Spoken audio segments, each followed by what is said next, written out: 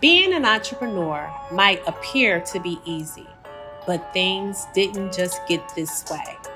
Welcome to the Broken Entrepreneur Podcast.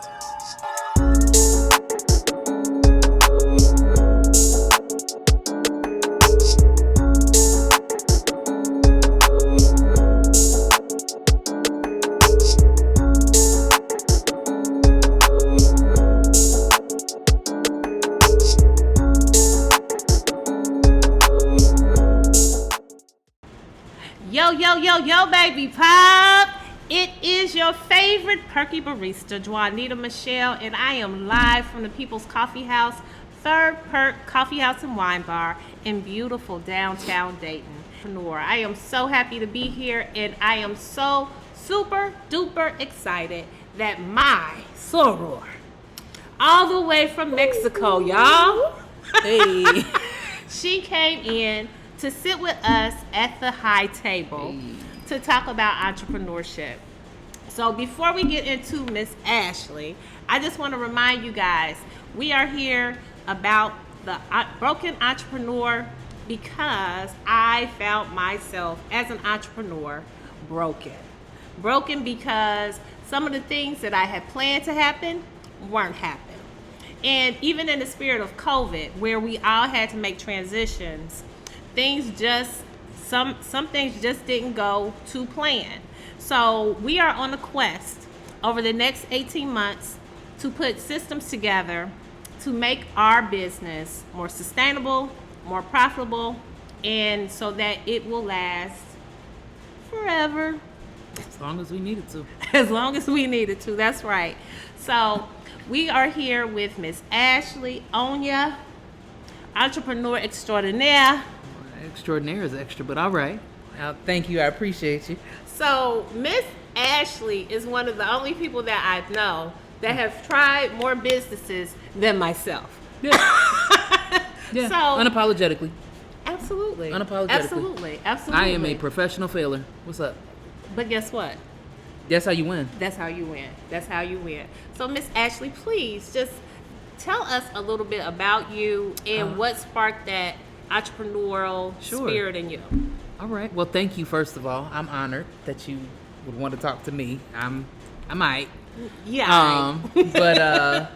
Yeah, I've tried everything under the sun. I've done everything under the sun. My parents, my biggest problem is I'm a terrible employee. I watched my mom be an employee for maybe 3 years of my life. Okay. My father was a physician. When I was very young, my parents had their own medical practice in Beverly Hills. From that, my dad had a music business. He had a music company. Kilimanjaro Music Records. That didn't do too good. It was interesting. I watched my parents amass millions of dollars and watch my dad lose every dime of it and then some. Whoa. So I have a very interesting view of entrepreneurship because I've seen it work. I've seen how quickly it doesn't work. I have always lived the life of an entrepreneur. My parents have never had, until 90, maybe 99 to 2002, I think my mom worked for Cox Radio doing selling advertising sales. But even then, that was a salary-based job with a commission on top of it. And so my mom has always been the one to put entrepreneurship in front of us. My mother is the entrepreneur extraordinaire. My mom is my business hero. Okay. She built my dad's business. Every business my dad wanted to do, she built. My stepfather, any business he wanted, she came in, honed in on it, and perfected it. Wow. And for the past 20 years, they've been real estate giants. He's got properties all over Wilmington. They sold a bunch of them. Properties all over Wilmington, rental apartment buildings that he built himself, homes that he built himself. Didn't hire a company to go out and build them. My stepdad was a different person. Meeting him was different for me. He too was an entrepreneur, but he had a job. Okay. He worked for Airborne Express But I remember him telling me he had to, because when he went to the bank to go get a mortgage, he had to show consistent pay. Absolutely. So the only reason he had a job was to fund his business. Okay. So that's all. It's been my life. Okay. So I don't feel like I have any choice but to execute and execute it well, because I've seen it from on so many different aspects. So wow. Past 20 years, they've done real estate. My mom's a broker, and my stepdad is a builder, and they build them. He builds them, she sells them, and they knock them down. That's amazing. Yeah. So that's all I've seen. That's all I've known. Yeah. And your story is because you've experienced a millionaire's life. Yeah. So you have a different tale than a lot of people that I've already talked to, because you already know what it feels like. Yeah. Yeah. And that's different. It's different. I already know what it feels like, and I also know, how do I say this without going too deep into it? I know that we were happier when we didn't have it. Really? Because Okay. I know in my family, when we didn't have it, there were, I'm sure my mom would have a whole nother opinion about this, but we had a lot of, we just had each other. It was a lot of connectivity. It was a lot of, during that time. So we went from, I started school, kindergarten at the Buckley School.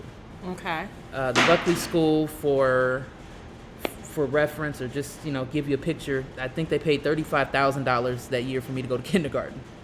It was K through 12. My mom was on the PTA and got Yolanda King to come and speak for the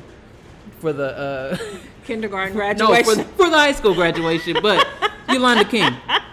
Tevin Campbell taught me how to read. He went there. Okay. Walt Disney's great-granddaughter went there. She was my best friend growing up.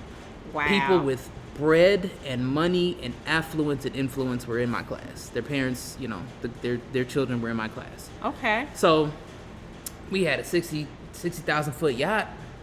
We were living. We would go to Catalina Island on the weekends when we wanted to, whale watching when we wanted to. I was the most spoiled child in the world. I didn't dress myself well past the ages most kids are dressing themselves and doing. We had maids. We had, there's a picture I post every once in a while. It's a favorite picture of my parents. She's pregnant. My mom's pregnant with Brooke. And standing next to my dad, he looking all cool and chill and whatnot. And they leaned up against the Rolls Royce. I'm like, oh, you Negroes had bread. Oh, wow. And then he tricked it. He tricked absolutely all of it. Absolute all of it. Just, we went from, living there. I remember one day we were, she's going to kill me for telling this story. We were sitting in our home in Hancock Park. Hancock Park is, if you know it, it's got mansions all over it. And the mansions are all built by designers. And every room is decorated by a different interior designer. It's a freaking amazing place. We sitting there watching TVs, regular Saturday, and in come the Mexicans packing up our stuff. There's a semi truck outside, and I, for the first time, heard the word foreclosure. How old were you? I was 8 or 9. Wow. Yeah. Wow. Yeah, I was 8 or 9. So what did the bounce back look like after that? Or how long did you guys sit? It took a while. So my parents stayed together. My mom, was gonna truck through it, and my dad was in the middle of another business venture, which was a rapid HIV test. Now this is back in 1990. Baby girl's 96, so this is 94, 95. Oh wow! He was working on the rapid HIV test, and unfortunately, there was no pay for that back then. It was all like research, and he was doing a lot of traveling back to Nigeria. And at that time, we were really struggling. We were living with my mom's friends. We lived in a motel. We lived in a hotel for a while. I was in public school. Imagine going and you're like, what is this? The fuck is this? I have to wear regular clothes to school every day. I don't wear regular clothes. I wear uniform. I don't have to care about my swag. Wow. I don't have to care about... I'm going to school to learn. I'm going to school to learn. I'm a dork. I'm going to school to learn. I'm around a whole bunch of other kids who, they got money. We just here at school to, whatever. Now I'm with kids who have struggled and have, all this stuff. And on top of that, I don't know how to do this. Right. I don't know how to be hungry. Right. I don't know how to, and we didn't go days without food or nothing, but it was not comfortable. Right. My comfortable life was gone. And my dad, it was just like he refused to get a job. He refused to just go and like get a job. And part of me gets it because I'm so much like him. Mm-hmm. I would rather sacrifice that time to try and keep trying because if and when it works, it'll be wonderful. Exactly. But, you kids get one childhood. So my mom moved us. Say that. Yeah, my God. Your kids only get one childhood. So, and I think it's why I don't have kids right now. When I have kids, I want them to be good, and I want to know that good is good. Right. Because I know as an entrepreneur, I looked around at one point when I talk about my first brick and mortar business.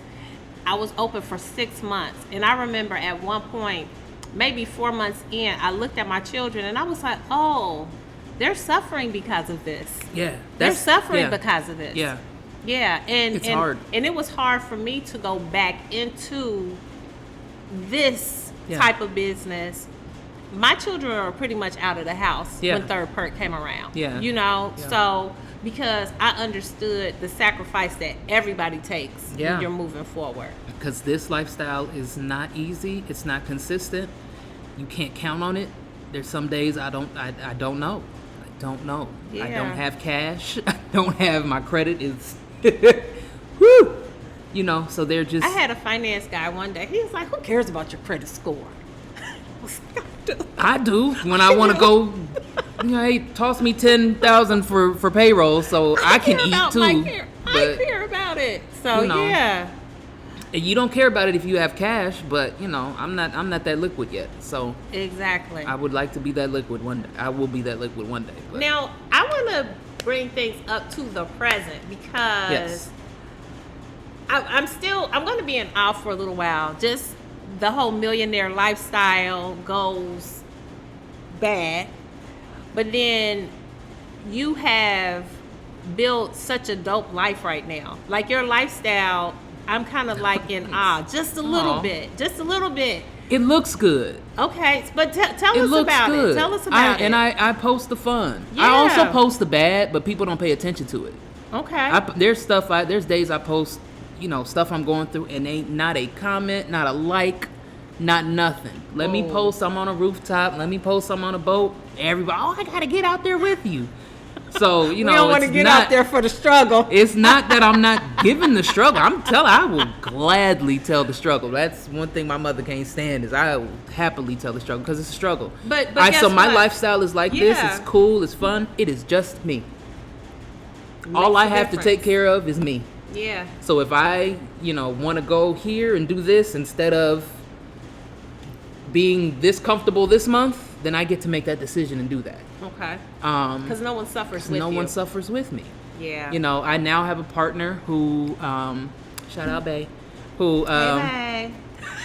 I have to consider. I have to consider how she feels. I have to consider, I have to consider her, and it's pressure. Like I've had panic attacks for the first time. Oh wow. And it's not because she's just dead weight and don't do nothing, but I feel an obligation because I'm going to live a certain lifestyle. Mm-hmm. So I just put it on myself to make sure that lifestyle is afforded. Okay.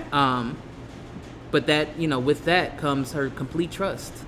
Complete trust, and it's like, man, you trust me with your life. Like if I don't pay the rent this month, it's your life too. It's not just mine. You know. So where I was willing to make certain sacrifices and gambles before, I'm not right now because I'm like, no, baby got to be good too. Yeah. So and I'm only able to do that now. Okay. So all my other relationships have been a little rougher because I live a different lifestyle. So yes, my lifestyle is fun. I live in Mexico now. And how did that happen? How did you on complete all of a accident sudden one day? Because okay, let me tell y'all what I saw. Okay, what you see? I saw a trip to Mexico. Right. And then all of a sudden, I live in Mexico. Yeah. So how did a trip to Mexico turn into I live in Mexico? That's exactly what happened. You saw what happened. took a trip to Mexico. So Bay, shout out to Bay again. When we met, just last year, it was always with the understanding that she was moving to Mexico. She's studied this community and found this place called Playa del Carmen, and has just had this goal to move there. And so she had made plans and had a date, and we met, and the whole time it was like, hey, listen, I'm moving to Mexico. I got you. I won't fall in love, I promise. And so we took a trip. We went and visited Cancun for a little bit just to hang out and be together, because I was going down there to just give her off to Mexico and be like, I don't know what this city is, but I'd like to know where you're at. Mm-hmm. And then, call me when you're free. And we went to Cancun for a week, and then went to Playa to move into her Airbnb and start looking for an apartment and stuff for her. And I messed around and met my community. Tell me what that community looks like. Very black, very free, very happy, very loving. Everybody's taking care of each other. We all get it. We all have the same, the same fears. We all have the same family problems, and we can talk about how our moms don't get it, or if we can't make it down home for Thanksgiving or something, we're there to be with each other. Oh, you found your community in Mexico. Yeah, absolutely. What do everyone do? Like, okay, I'm yeah, interested yeah, in, it's interesting. Like, what do you do on a daily basis? So there's a lot of people that live there. The Americans that I've met, Black Americans I've met, are in tech. Okay. They work remotely. Body work, yogis, and breath work, and there's a lot of tantric work, a lot of I know you felt that there's a lot of massage people, therapists, but they're not massage therapists, so I have to say that. And then there's people who've gone down there and made their own dream happen. I love, there's a guy, I go to Racas on the beach. It's a Jamaican spot.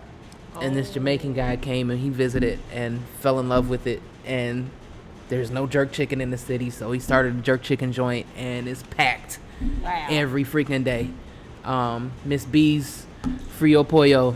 Miss B is beautiful. Y'all look just alike. I want you to meet Miss B. I cannot, every time I see her, I'd be like, oh, yo, you look just like my girlfriend. Shout out to Miss B. So, Miss B has the best fried chicken food truck in maybe the world. It's some of the best fried chicken in Gourmet Park, which is 5 or 6 other food trucks that they just have kind of lined up. They roped off this little area next to an abandoned building, spray painted and decorated the wall. Wow. Threw some gravel out.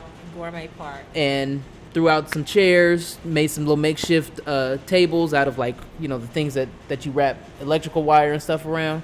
Yes, the big spools. Yeah, the big spools. They just made some tables out of those. Had some little makeshift stools made, and it's a whole little gourmet park. Everybody out there makes money. People show. We're there every week. I'm there once a week at least. How close is that to your neighborhood? Everything is walkable. Playa is very, very small. So that Gourmet Park is on 25th. I live on 40th and 15th. So it's, not too many blocks. And I walk there. Wow. We walk. I have lost 50 pounds at least since I moved from walking. Okay. So tell me about the food. The food in comparison to what we have here in the States. It's different. So some of it is absolutely amazing. Okay. Mexican food, though, I am not a fan particularly of Mexican food. Okay. I like some dishes out there, but I don't like a lot of cheese, so that takes out a lot of stuff. And I really feel like they just be using the same ingredients, just put it together differently and call it something else. But you never heard my story? Nah, tell me your story. So, me being a coffee queen and all. Yes. So I try to make people understand, my employees, when they come in new, it's your drinks have espresso, flavor, milk. Mm-hmm. Like Taco Bell. Meat, cheese, lettuce. And they do it everything. 75 different ways. 75 different ways. Call it different things. Yep. But It's the same thing. It's all the same thing. It's the same thing. Yes. But I like it. There's a lot of different cultures there.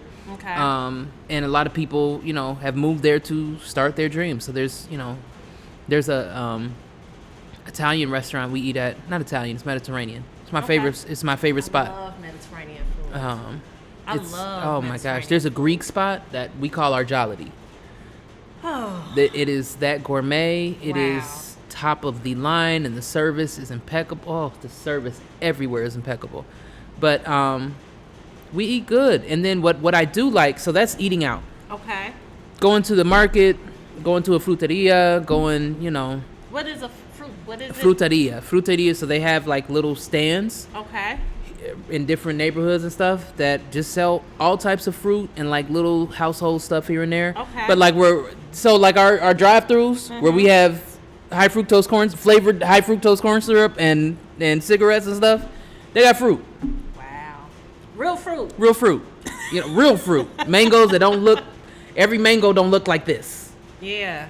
Some of them are messed up. Some of them are. It's real fruit. Right. Wow. And it's pennies.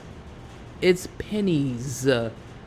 I live there because it's cheaper to live. I look like I'm living a millionaire lifestyle because I'm not spending money like a freaking American. Wow. That's why I can look like I am living a millionaire lifestyle. I live cheaper in Mexico, but I do so much more.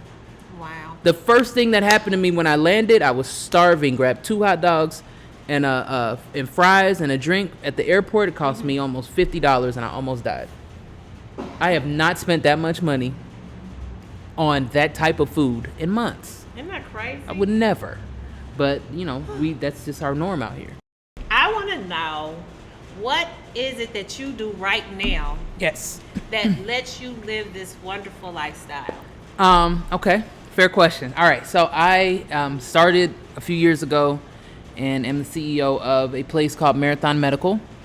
We are a community behavioral health clinic that specializes in substance use disorders treatment. I have a few sober living homes around the city and a clinic out south of town, and we provide opiate treatment for those who have been impacted with opiate, heroin, really any substance use disorder, really, but mostly opiate. So this is similar to like a methadone clinic? It's similar to a methadone clinic, but we don't dose in clinic. So they don't have to come every day to get their med from us. Okay. They come weekly to get a script from our doctor, who writes them a script if they're clean and all their levels, add up. Okay. And that seems more productive. So, in a moment of transparency, I had a brother who was lived a life addicted to heroin. Yeah. And when he was trying to free himself, he went daily to the clinic. And I always wondered, like, if you were trying to work or you're trying to be productive, how do you do that every day? Let me tell you. It seemed like a setup for failure. So I started this, and I started my clinic after working for a clinic that does similar. Okay. After being somewhere that I was seeing people sit in an office for upwards of 8 hours because they had an appointment. Wow. People would have to take less jobs, lesser paying jobs.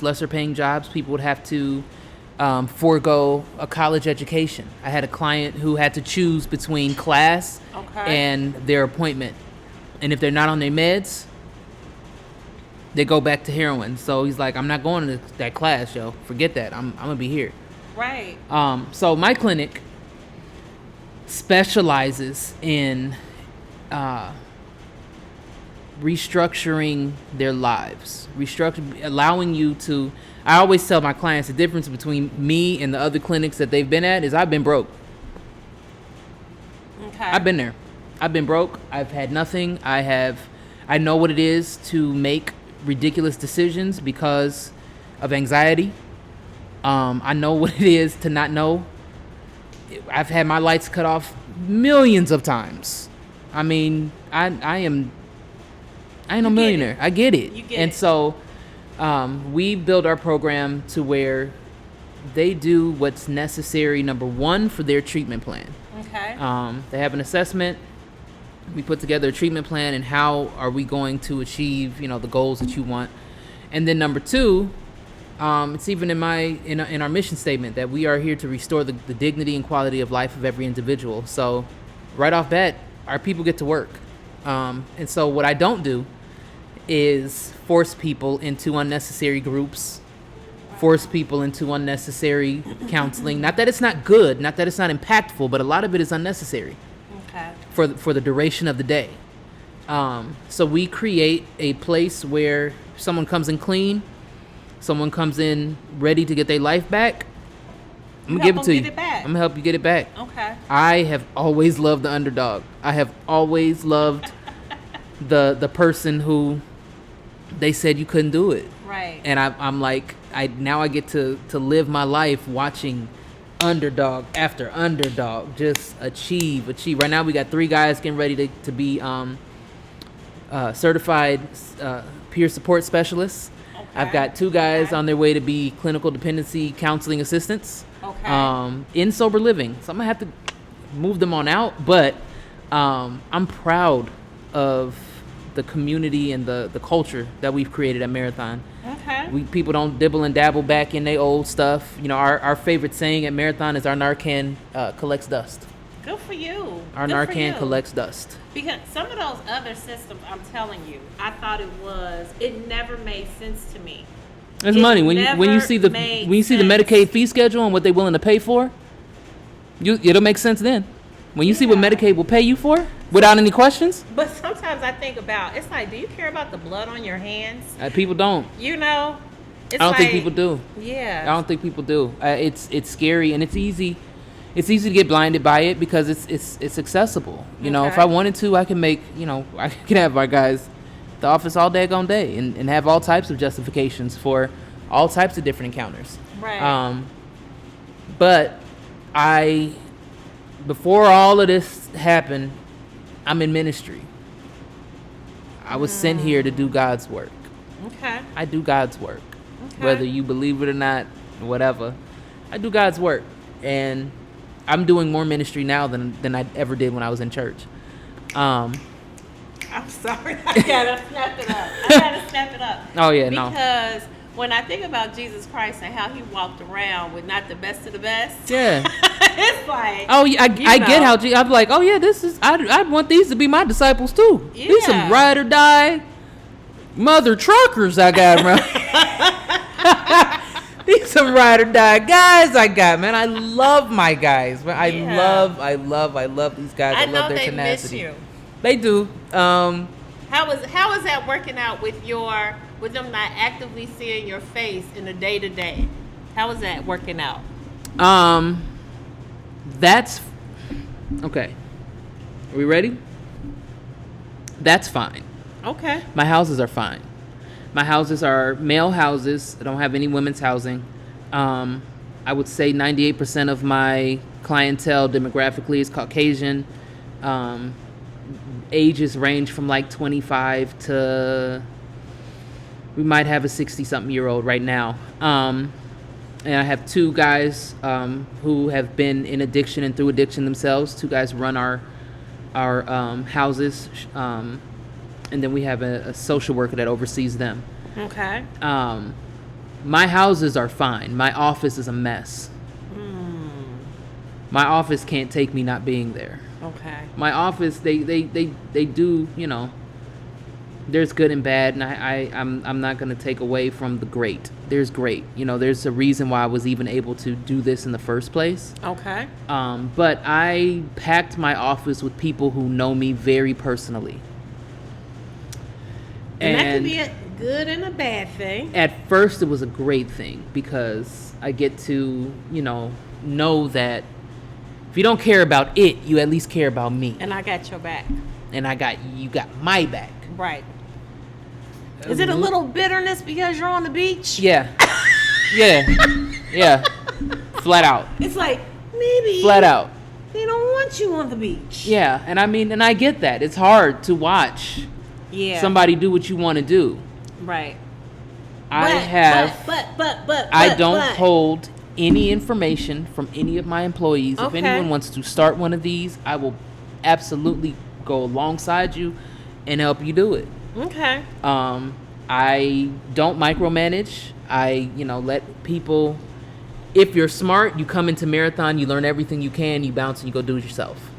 Wow. And I've made it that way, and it's openly that way. Do you have anyone who has been under your umbrella who've taken the recipe and went and cooked their own pot? Not yet.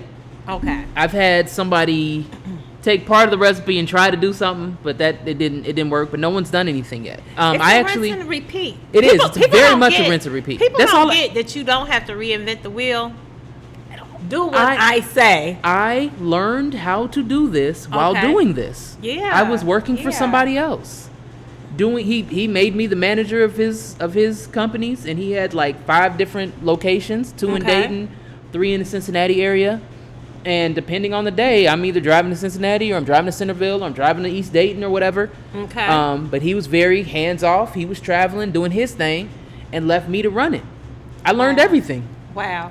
And when he and I fell out, and he took the rug from under me and he really thought he had me.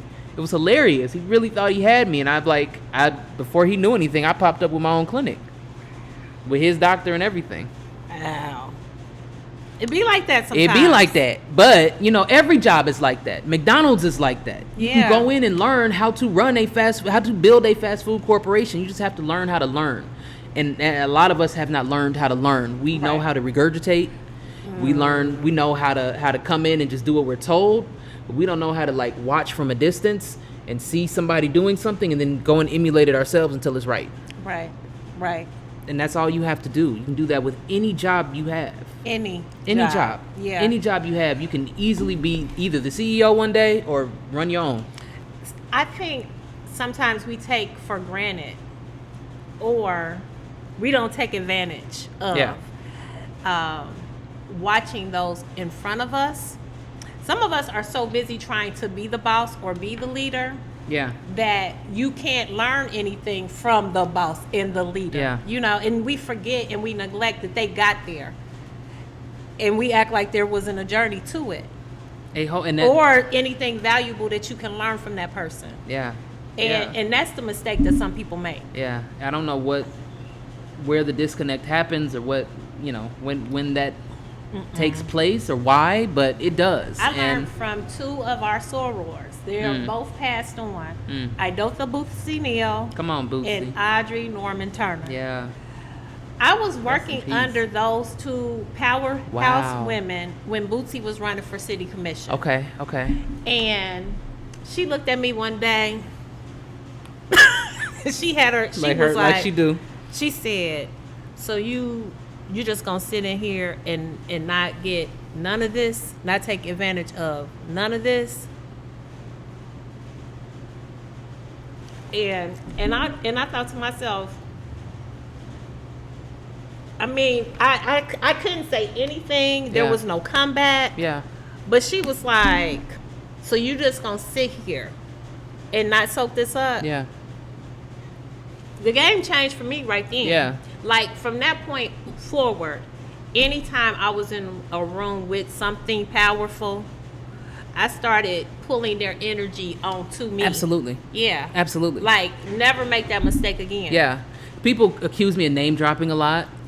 Or we had some. I hope you don't mind. You can cut it out if you need to. But we had some technical difficulties, and one of my friends. I called one of my friends over, who is the most professional photographer, videographer, filmographer I've ever met. I know, and I bring his name up as many times as possible because of the amount of people who know his name and the access it gets me.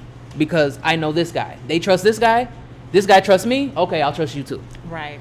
And I introduce him to as many people as possible because one thing Bax knows how to do is to open doors for other people. He knows the power of networking. He knows the power of connectivity. He doesn't mind it. Right. And there's only 2, I always say either you're going to be inspired by me or intimidated. And that's completely up to you. That's completely up to you.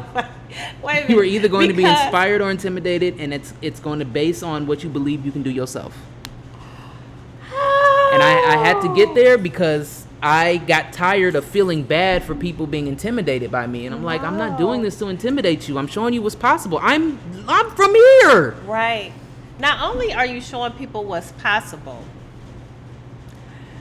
it's kind of like, if she can do it, I can do it too. That's exactly what it is. It's like, I ain't nobody. I graduated from CJ, whatever. You know how we are. I ain't that great. I went to public college. We small town. We small town. I call soda pop like everybody else in Dayton, Ohio. Though I was raised in LA for about 12 years, I'm 36. I've been in Dayton longer than I was ever in LA. Right. So I tell people, when people ask me, I don't even mention LA anymore. I'd be like, I'm from Ohio. I'm from Dayton, Ohio. I'm Gym City. And I love my city. I love my town. Yes. Dayton is a place to love. And love hurts sometimes. Love does hurt. Love does hurt. Love can hurt sometimes, boy. But I'm from Dayton, and I don't have any special real anything. I'm not a Kardashian. I just, like, I have a all right, I started DJing like 2 weeks ago, right? Started DJing 2 weeks ago.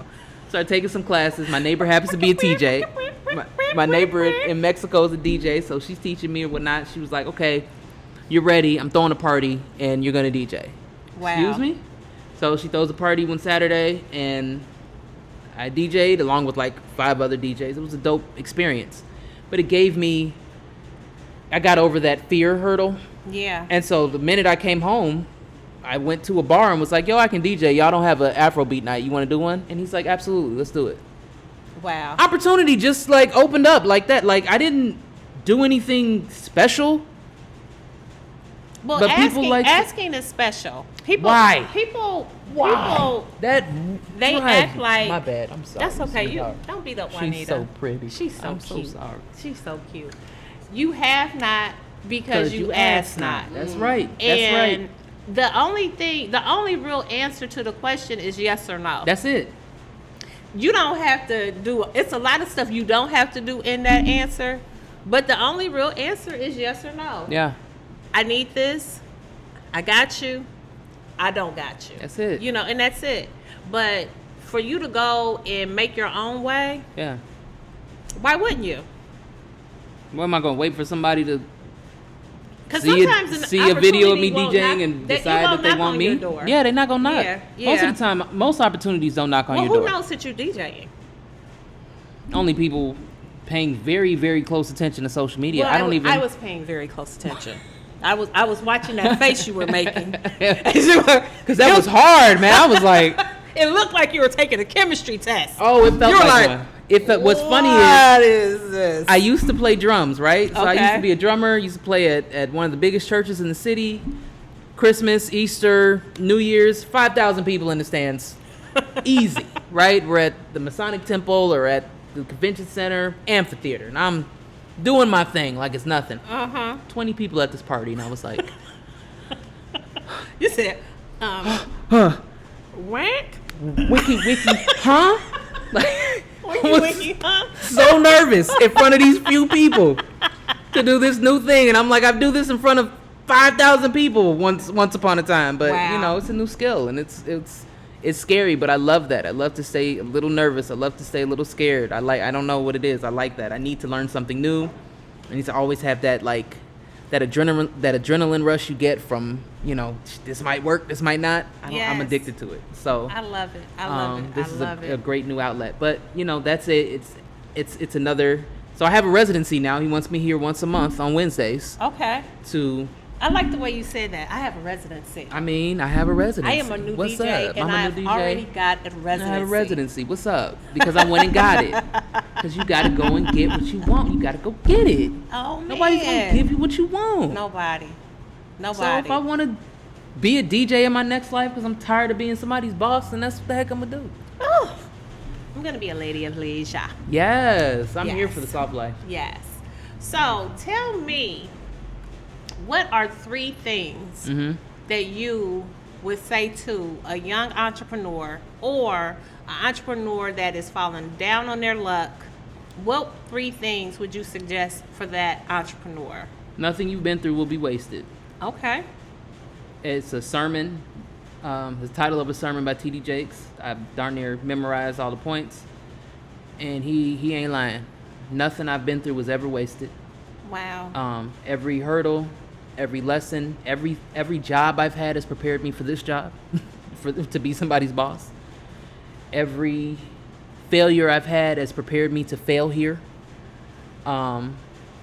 So embrace what you're going through, because it's going to be used. If you keep going, you're going to need this skill. You're going to need to know, I needed to go through being broke and knowing what it is for DP&L to threaten to cut your lights off, or, to have these different utility companies threaten this and that, so that I can know what not to be afraid of when my business is here. And I got 8 houses that I manage. And I got 8 different utility bills that I gotta. So if I didn't know, I'd be a nervous wreck. I'd be broke. If I'm like, now I know, because they did it to me. Mom, that's that 331 number calling. They'd be all right.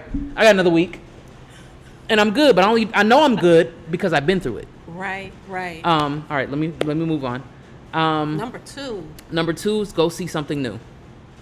I don't know if that works for everybody, but it works for me. Yes. That's why I travel. It does something for my brain. Okay. When I go and see stuff that I haven't seen before, stuff that's bigger than me, it just lets me know that the stuff is bigger than me. It ain't just you. It's not just me. It ain't just you. Stuff is bigger than me. There's endless possibilities in this world. Yes. And go see them. Go see them. Moving to Playa. One of the very first reasons I moved to Playa, one of the first things, I remember we got there in mid-September. And the landmark for our apartment at the time, our Airbnb that we rented, was this big block, this patch of dirt. Okay. Big patch of construction. It looked like a big construction job. By the time I left in October to come home real quick to grab some stuff before my birthday, so before October 20th, it's like a Mexican Whole Foods. And it's a hotel, Aloft. It's an Aloft hotel. It's a Jawari. Oh. There's retail spaces, restaurants. All of that was done in a little under a month. Changed my life. Because I'm from Dayton, Ohio, where Salem's been under construction since 1972. Yes. So to see something, and it's not fixed yet. It's not fixed. To see something go from dirt patch to livable, workable, marketable, money-making edifice in less than a month, that blew my mind. Wow. But it does something to you. It motivates me. It lets you see what can happen what can when be you done. Don't have a whole lot of stuff in it. I don't know. What can happen. What can happen. I think that's 3 things. Wow. Nothing you've been through will be wasted. What I say? Go see something new. No, I didn't give you a 3rd thing. Number 3?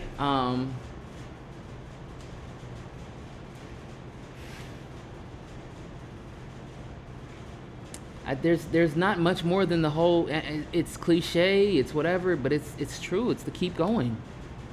It's just to keep going. Yeah. It's just like you said. I'm one of the only people that you've met that has had as many businesses as I've had. I did prepaid legal. Check. That was my first business in college. They came up to the college. Shark. I was on the calls. I was doing all of it. I've done almost every network marketing company. Yes. I have my real estate license. My first brick and mortar business was a research clinic. Okay. So we ran clinical trials for drug companies. I learned about that when my cousin, who happened to his work visa happened to run out. My cousin wanted me to look into how he could become a research monitor. And the more I looked into being a research monitor, I learned you didn't need to be anything special to own a clinic. You just had to hire a doctor. I'm like, well, I can do that. So I called a doctor that I knew that's been like an uncle to me, and he looked at the numbers. He was like, okay, we can try it, and let's see. So me, my cousin, and Doc, we started something. 6 months later, we had a 6-figure business. Wow. But you just got to try. And I'm out there. I'm into business. I am into enterprise. I am into something where I have to hire a staff that has to come in and work, because I am not into being a self-employed business owner. Right. That drives me. we have to. I want black folks to move from the self-employment thing where we all are doing our own hustle and grind to black enterprise. To why is it when it comes to Amazon truck driving, most of the black truck companies want to start and deliver the packages? There's more money in delivering distro to distro. And it's less hassle. Yeah. And all you gotta do is rent a daggone U-Haul truck. That's free game. Rent a U-Haul truck and go and pick up packages from Amazon distribution center and take them to another distribution center, and they will pay you. That's free game. Wow. I was sitting at the airport, and some guys that own a trucking company that is responsible for distributing the Wall Street Journal, they were sitting next to me at the airport getting drinks, and we all just started talking, and they gave me all the trucking game. Wow. They was like, here, just if you do this, you do that, you're good. Wow. So don't be afraid to talk. Don't be afraid to fail. You know, be a loudmouth. I love it. I love it. I have been educated, Yes. inspired, Yay. all of that in the last few minutes. I am so excited. I wanted you to be my first guest. Oh, that sis, didn't I work because our appreciate you. schedules No. weren't clicking, but I am so thankful that the weather brought you here or whatever brought you here. The weather didn't bring her here, y'all. Let me tell y'all something. It's about 32 degrees outside. The Joint Commission brought me here. I got a whole survey at my business right now. Where can you find me? Socials. I gotta be good, huh? So I need a business social page because I just haven't done that. But I'm at Boss Lady BAU, so it's boss like sauce. Sauce with a B, Lady on Instagram, and Ashley Ngozika Anya. Just type in Ashley Anya and look for this face on Facebook, and you'll find me. Yes. All right, marathonmed.net if you or anyone you know needs help with substance use disorders. And that's me. Yes. Thank you. Thank you. Join us again for another episode of The Broken Entrepreneur. I am Juanita Michelle. We are in beautiful Third Perk Coffee House and Wine Bar. Visit us. Please. We are at 146 East 3rd 3rd Street. Street. We are at the Gem City Market, and we are now at the Fairfield Commons Mall. Holler at your girl. See y'all later. Killing them.